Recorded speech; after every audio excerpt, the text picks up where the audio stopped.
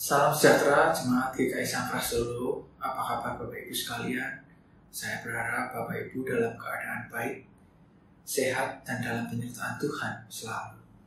Mari kita sebelum membaca renungan pada hari ini, mari kita sebelumnya kita berdoa terlebih dahulu, meminta pimpinan Roh Kudus untuk memampukan kita untuk mengerti apa yang menjadi pesan-pesan Tuhan untuk kita semua. Mari kita berdoa. Bapa yang baik, terima kasih Tuhan. Terima kasih untuk semua berkat yang Tuhan sudah berikan kepada kami. Engkau memelihara kami dari hari ke hari. Engkau memberkati kami dalam setiap apa yang kami lakukan. Kami percaya rencana Tuhan yang terbaik untuk kehidupan kami. Ya Bapa, sebentar kami akan membaca firman-Mu dan merenungkannya. Kiranya Tuhan juga memberikan pimpinan setiap kami yang mendengarkan, dan juga Roh Kudus menguatkan setiap kami untuk memampukan mengerti firman yang akan kami baca semuanya ini Tuhan. Terima kasih Bapa, dalam nama Tuhan kami Yesus Kristus kami berdoa. Amin. Renungan harian tanggal 26 September 2023. Mari kita baca dari surat Paulus kepada jemaat di Roma di bagian perikop terakhir, mengenai penegasan kembali ajaran keselamatan, anugerah yang benar, dan pembebasan oleh Yesus Kristus. Mari kita baca ayatnya yang Roma 16 ayat 17 sampai yang ke-20. Mari kita baca ayat yang ke-17 demikian. Tetapi aku menasihatkan kamu, saudara-saudara, supaya kamu waspada terhadap mereka yang bertentangan dengan pengajaran yang telah kamu terima, menimbulkan perpecahan dan godaan. Sebab itu hindarilah mereka. Ini jelas sekali ayat yang ke-17 untuk menghindari. Saya lanjut ayat yang ke-18. Sebab orang-orang demikian tidak melayani Kristus, Tuhan kita, tetapi melayani perut mereka sendiri, dan dengan kata-kata mereka yang muluk-muluk dan bahasa mereka yang manis, mereka menipu orang-orang yang tulus hatinya. Jelas ini menipu orang yang tulus hatinya. Ayat yang ke-19. Kabar tentang ketaatanmu telah terdengar oleh semua orang. Di saat itu jemaat di Roma sangat taat dalam melayani Tuhan. Sebab itu aku bersuka cita tentang kamu, tetapi aku ingin supaya kamu bijaksana terhadap apa yang baik dan bersih terhadap apa yang jahat. Bijaksana terhadap apa yang baik dan bersih terhadap apa yang jahat. Ayat yang ke-20. Semoga Allah sumber damai sejahtera segera akan menghancurkan iblis di bawah kakimu. Kasih karunia Yesus Tuhan kita menyertai kamu. Ayat yang ke-17 berbicara mengenai bolehkah kita menghindari orang yang bertentangan dengan ajaran Tuhan Yesus dan menimbulkan perpecahan dan membuat godaan-godaan? Bolehkah? Mari kita baca. Mari kita bahas. Rasul Paulus mengajarkan kita untuk menghindari orang-orang munafik seperti ini karena supaya kita tidak terjerumus juga ke dalam dosa kemunafikan. Karena kejahatan atau dosa, salah satunya adalah karena adanya kesempatan untuk berbuat dosa. Jadi, jika ada kesempatan untuk berbuat dosa, kita pun tidak berbuat dosa. Maka melekatlah pada kebenaran firman oleh Yesus Kristus. Otomatis kita jauh dari dosa. Jadi begini Bapak Ibu, jika ada kesempatan untuk berbuat dosa, Kalau kita tidak melekat pada Tuhan Yesus, ajaran-ajaran yang benar menurut Alkitab, maka kita mudah sekali untuk berbuat dosa karena ada kesempatan di mana kita istilahnya hidup di lingkungan yang penuh dengan dosa. Bukan berarti kita tidak menghiraukan mereka, tetapi baiknya kita tidak berkumpul dengan mereka. Karena apa? Karena jika kita bergaul dengan mereka, berkumpul dengan mereka, kita akan terpeleset juga. Kita akan terjatuh juga dalam dosa. Suatu hari walaupun kita kuat. Karena apa? Kita manusia. Iman kita bukan Tuhan Yesus. Kenapa? Kalau Tuhan Yesus diberi cobaan-cobaan, dia seperti di padang gurun, dia kelaparan, dikasih roti, disuruh melompat dari tempat tinggi, dicobai oleh iblis. Tuhan Yesus kuat. Tapi apakah kita mampu? Nah, itu pertanyaannya. Jadi lebih baik kita menjauhi iblis. Supaya apa? Kita tidak ada kesempatan untuk melakukan dosa-dosa yang iblis goda kepada kita. Ya, seperti yang dikatakan di Mazmur 1 ayat 1. Berbahagialah orang yang tidak berjalan menurut nasihat orang fasik, yang tidak berdiri di jalan orang berdosa, dan yang tidak duduk dalam kumpulan pencemooh. Nah, ini kan jelas, yang tidak duduk dalam kumpulan pencemooh. Kita supaya kita tidak berkumpul dengan mereka. Supaya jemaat Roma menghindari orang-orang pencemooh atau munafik. Rasul Paulus mengingatkan itu. Supaya mereka tidak berkumpul atau menghindari orang-orang pencemooh atau munafik. Sebab orang-orang seperti ini ada di sekitar kita dan tumbuh bersama-sama dengan kita.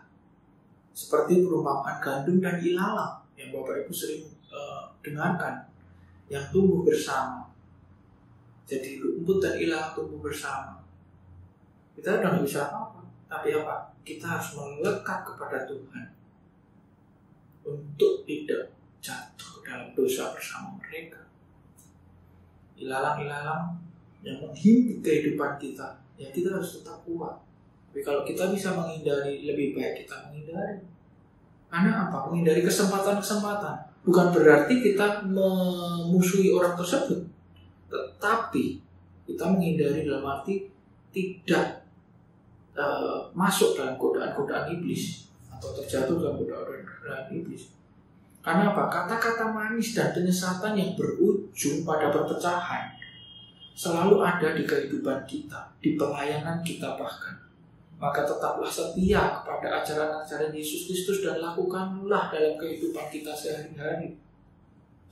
Saat-saat ini Bapak Ibu, banyak sekali godaan-godaan setan, godaan-godaan iblis dalam kehidupan kita. Apapun yang instan, kita tergoda pasti. Wah, ini itu coba-coba. Kamu harus begini, kamu harus itu, kamu harus. Karena apa? Ada kesempatan. Di mana kita ada kesempatan berbohong contohnya, atau di mana kita ada kesempatan mencuri. Kalau kita setiap hari diberi kesempatan seperti itu dan digoda oleh iblis, akhirnya kita pasti jatuh. Ambil dikit dulu, ambil banyak, mencuri waktu kerja kita pergi atau apapun, itu juga mencuri Bapak Ibu. Jadi belajarlah untuk selalu melekat pada ajaran-ajaran Tuhan Yesus Kristus, tertib dan taat dan tulus yang paling penting. Kalau kita tulus dan kita taat, kita tidak akan jatuh kepada orang-orang yang sudah menggoda kita dengan kemunafikan mereka. Ya, kita lanjut ke ayat yang ke-18. Orang yang tidak melayani Kristus, tetapi melayani perutnya sendiri, dan dengan kata manis menipu orang yang tulus hatinya. Ayat yang ke-18. Itu orang munafik. Jadi apa? Orang yang tidak melayani Kristus jelas disuruh menghindari dan melayani perutnya sendiri, dan dengan kata-kata manis menipu yang tulus hatinya.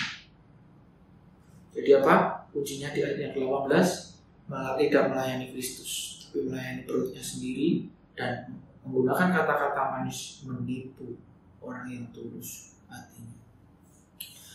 Dua aspek yang ada pada kepribadian kita manusia adalah apa? Ketulusan hati kita dan kemunafikan kita. Paulus menjelaskan, mengingatkan jemaat di Roma di ayat yang ke-18. Ancaman jemaat Roma saat itu adalah perpecahan yang dipicu oleh orang-orang munafik yang menipu orang-orang yang tulus supaya apa? Jemaat Roma waktu itu supaya ada perpecahan. Iblis mau memecah belahkan persekutuan jemaat Roma waktu itu. Makanya Paulus mengingatkan peringatan ancam kata-kata, karena ada ancaman iblis untuk memecah belah mereka. Berhati-hatilah kepada orang-orang yang munafik itu.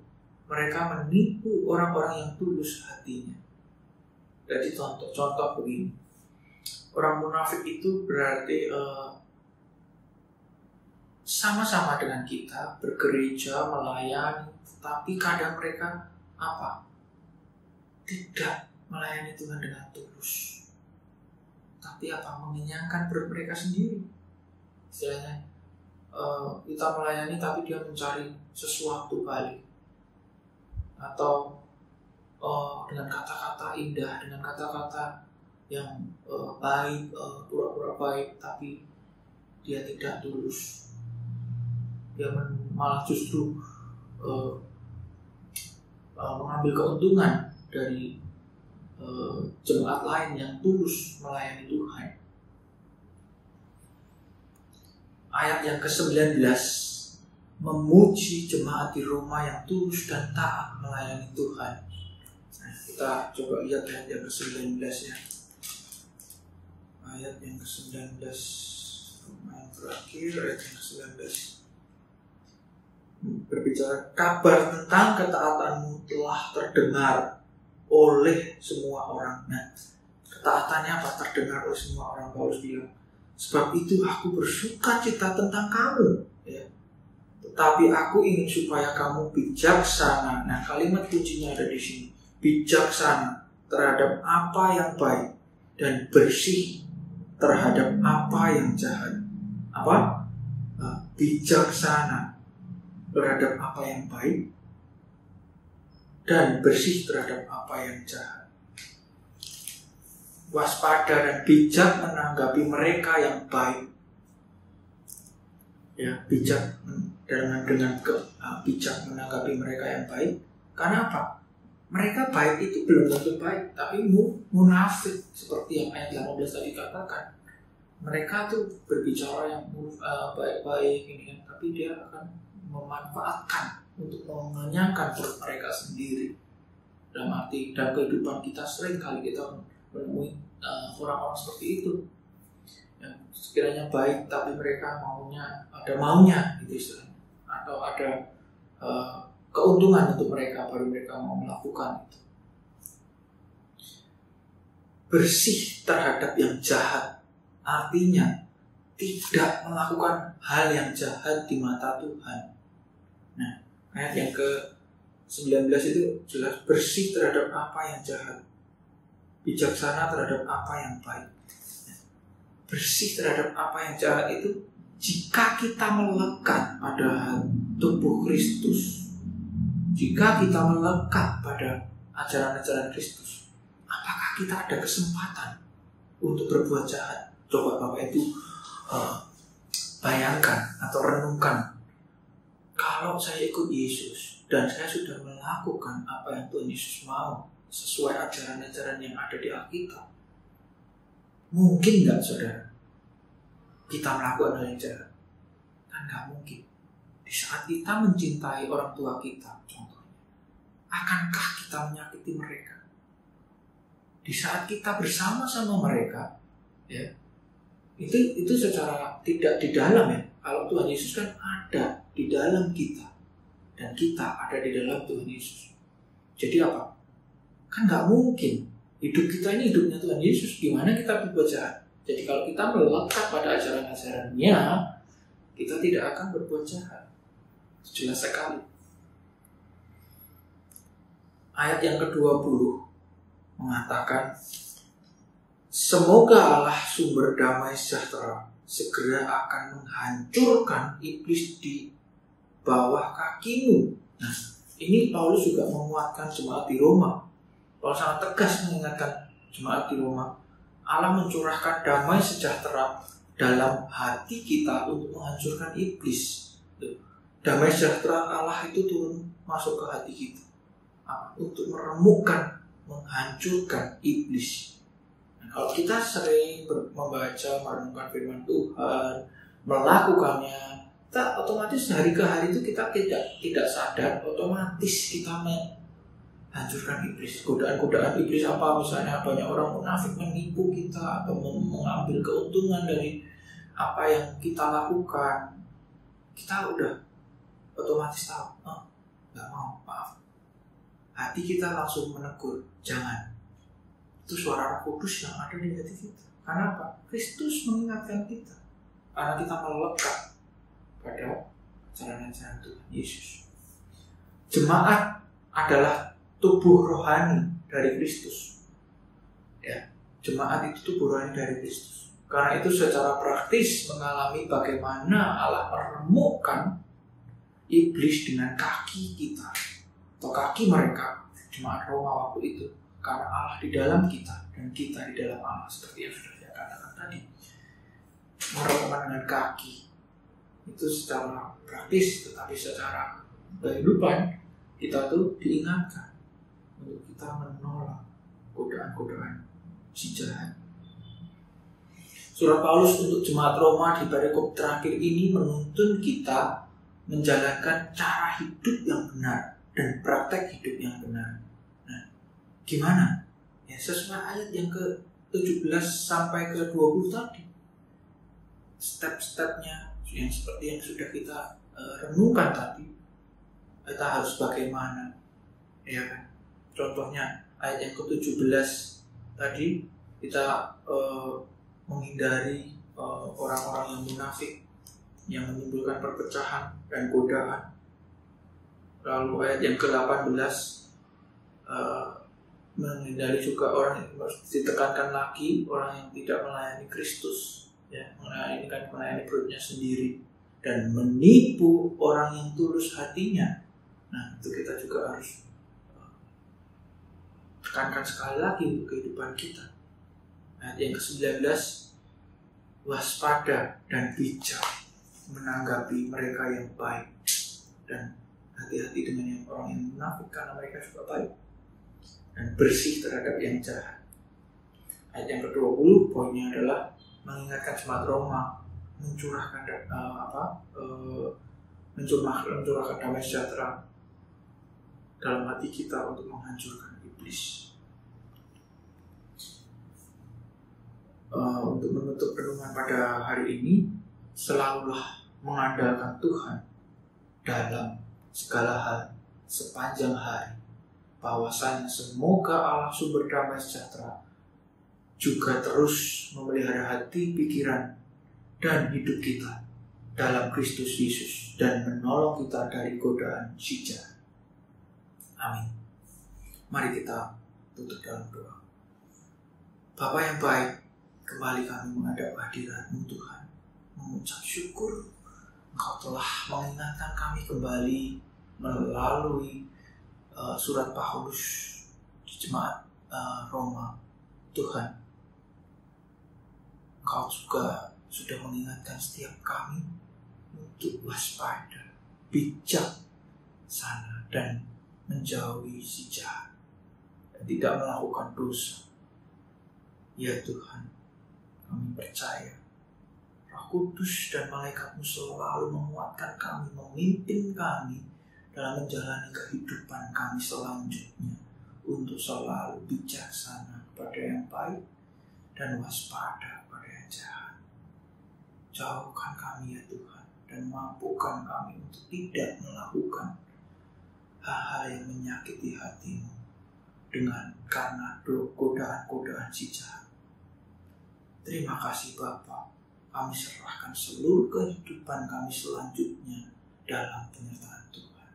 Dalam nama Tuhan kami Yesus Kristus kami sudah berdoa. Amin. Salam sejahtera Tuhan Yesus memberkati kita semua. Amin.